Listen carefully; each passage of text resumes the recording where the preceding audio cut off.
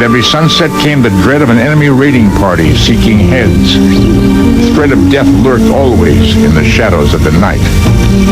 In such a world, only the tough prevailed. For thousands of years, the Shuar were among the toughest. When the powerful Inca Empire invaded their domain in the 15th century CE, the Shuar showed how fierce they had become in their struggle to survive.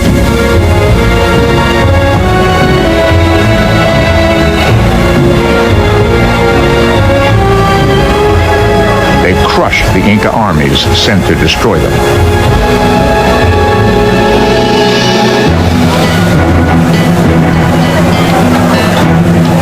In the 16th century, Ecuador was conquered by Spanish adventurers seeking riches.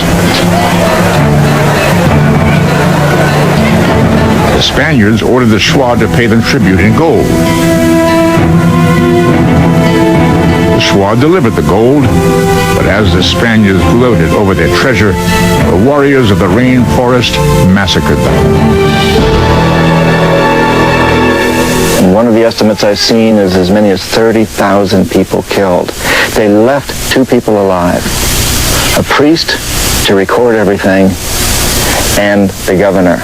They tied the governor to his bed, forced his mouth open with a bone that it's reputed to have been from his own dead wife, and then boiled down gold in front of the governor and poured it down his mouth, saying to him, "You're very greedy. You wanted this gold? Here it is."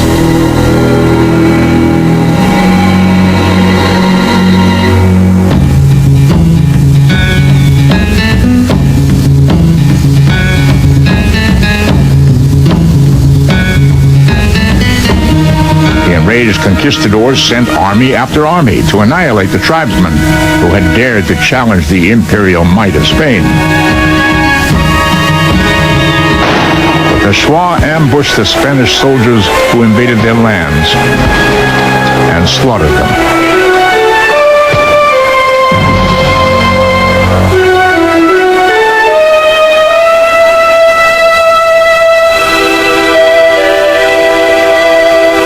Spain never conquered the headhunters' domain. The Shuar were the only native people of North or South America to fight a colonial power for their freedom and win.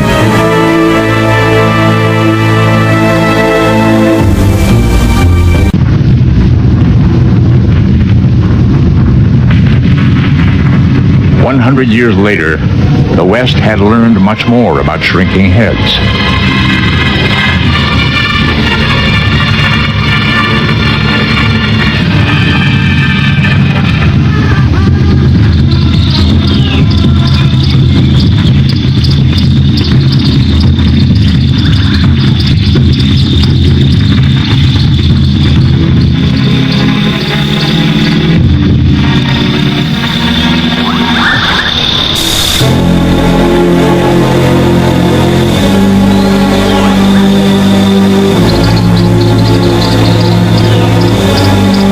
As Westerners established peaceful contacts with the Shuar, movie makers rushed to the Amazon to exploit the public's fascination with shrunken heads.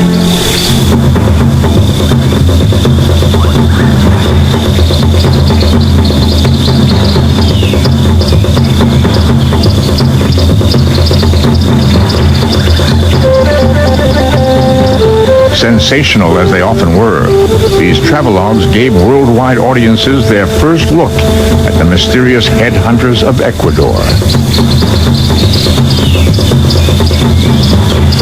In these films, the public got a tantalizing glimpse of actual shrunken heads, such as this one, filmed during a celebration of a successful headhunting raid. While moviegoers were thrilled, anthropologists questioned the Shuar and found answers to age-old enigmas. A common misconception about Shuar shrunken heads is that the entire head was shrunk with skull and everything intact. In fact, you cannot shrink a human skull. It's solid bone, and so that would not be possible. So the solution to this was rather simple. The head was cut off from the body, and then a slit was typically cut up the back of the skull to around the crown area, and then the skin was peeled away.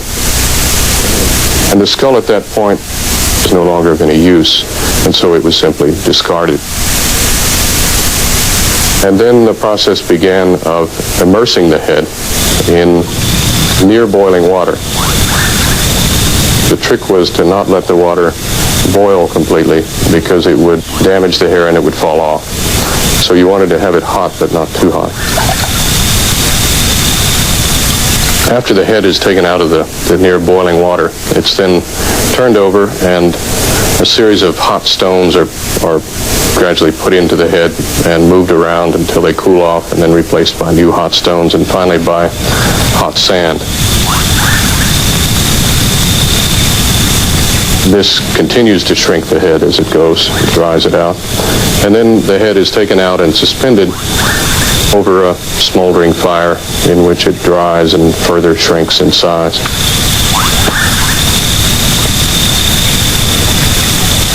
Once the head is hung and dried, it's about half the size of a normal human head. If you compare it with a human skull of an adult, you can see it's about reduced to about half of its normal size.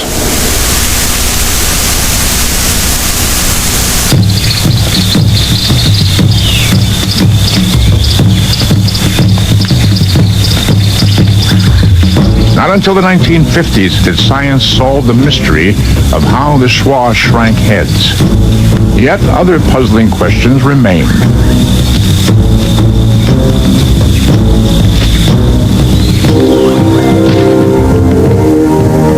Of all the head-hunting tribes known to science, only the Shuar shrank the trophy heads they took.